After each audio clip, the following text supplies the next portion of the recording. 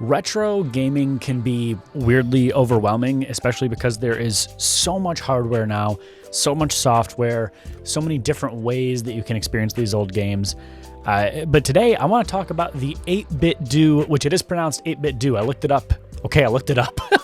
I want to discuss the 8BitDo 64 Bluetooth controller. So this is actually designed for the Analog 3D, which has been delayed like 40 or so times at this point, I feel like. I think they're actively trying to get people to cancel pre-orders, but you know, I'm still going to get mine anyway. But this is designed for the Analog 3D, and it says here also Switch, Windows, and Android. I have not tested this out on my Mac yet. I'm curious if it'll connect because it is just a Bluetooth controller. And the reason I haven't tested it out is because this is a little unboxing, so we're going to check it out. The design of the box itself is very smooth. It's just slick. Like this is nice. This is a nice design. Obviously, I will be more impressed when I see how it performs with my Analog 3D whenever it arrives. But today, I really want to focus more on the ergonomics, how the buttons feel, and just the controller as a whole. So let's open this bad boy up. So I can tell they took a little design inspiration from Apple there, the nice slow box open. It looks like it comes with a USB-A to USB-C cable. So far, I don't see a charging block, but that's okay because we all have 50 of them around our house if you're anything like me. We'll set that aside for now. The main star of the show here, we're going to hang on for 1 second. I just want to make sure there's no charging block. There's an accordion pamphlet on how we can use this controller. Nobody needs that. I'm sorry. Some people might need that. I'm probably going to need it later. But on to the controller itself. I can safely say that this already is one of the most ergonomically sound controllers I've ever held. It looks incredible. It looks insanely clean. The all white all over. This does come in different colors. I don't have small hands, but I also don't have huge hands. So for me, this is a really, really nice fit. There have been retro controllers that I've played with in the past that have just felt too small. And even like my old Retroid Pocket, the control, everything was just a little too small on it. But I'll give you guys a nice look here at the controller. Looks like we have a joystick, our D-pad, an A and B button, start. Now, mind you, this is designed to be a Nintendo 64 controller. So that's why we kind of have this layout. And up here we have our C buttons, which is incredible. And they're all these buttons, as I'm pressing them, are relatively clicky. They're not. There's not a lot of travel to them, but if I'm comparing it to an original N64 controller, it honestly feels a lot like an original N64 controller. And we don't need to reinvent the wheel. It's for an old system. Up here, we haven't dived into the meanings of these yet, but we have a star, a minus, and a little like pixel heart button. I can hold that up so you guys can see that a little bit better. On the back, we have our L and R and our Z button, and you'll probably be able to notice if the lighting's hitting it right that these are both just Z. There's not ZL and ZR, and that's because on the Nintendo 64, it was just a Z button in that weird spot on the back. It was comfortable, still kind of in a weird spot. And on the underside of the controller, there's this little S and D switch, which, again, haven't looked in the instructions yet, but we're going to. We're going to figure out what that means together. I will say the triggers on this feel really nice. Kind of like the other buttons, there's not a ton of travel, but it feels very responsive.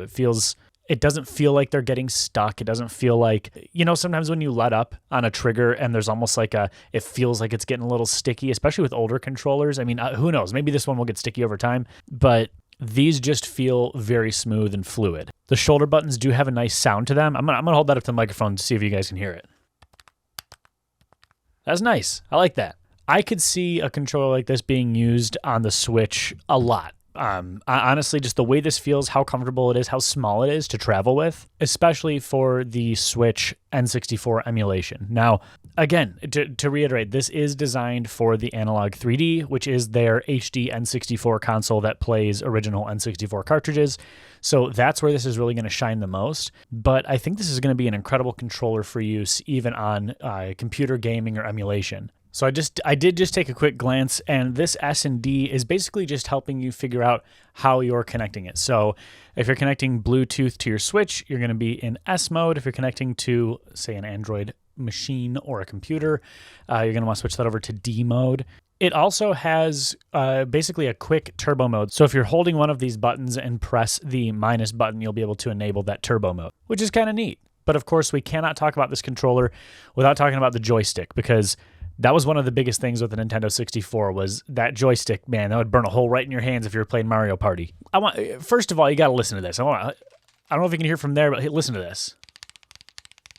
That's nice. That's incredible. This feels really nice as well. I love how it has the kind of original, what is that, octagonal divots in there. So you know if you're going, upright, you're landing in kind of one of those divots.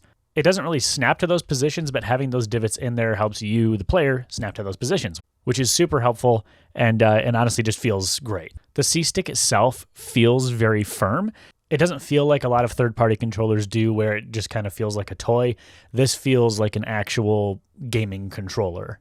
I definitely want to do some testing on this to see what the response times are like, how much lag there is, things like that. But frankly, when it comes to a lot of these older games, at least in my experience, you don't always need that type of, frame perfect precision unless you're a speedrunner, in which case, get a wired controller. I just know for myself that when it comes to the use of this controller, apart from the analog 3D, whenever that arrives, it's going to be throwing this in my backpack anytime I'm traveling because I don't like playing on the Switch itself. So it's going to be nice to actually have a physical controller that I can connect that's small, that's portable, it's light, but not too light. It doesn't feel like a toy, like I was saying. Regardless, I'm just very, very impressed with this controller as a first impression. I can't wait to test it out with some gameplay, and I'll definitely keep you guys in the loop on how that performs. Hey, screw it, let's do it right now. Hold on.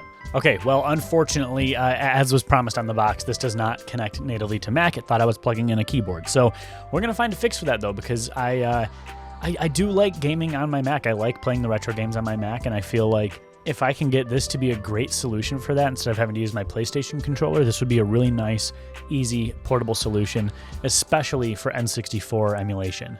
But again, if Analog 3D ever decides to ship, yeah, maybe I won't need it.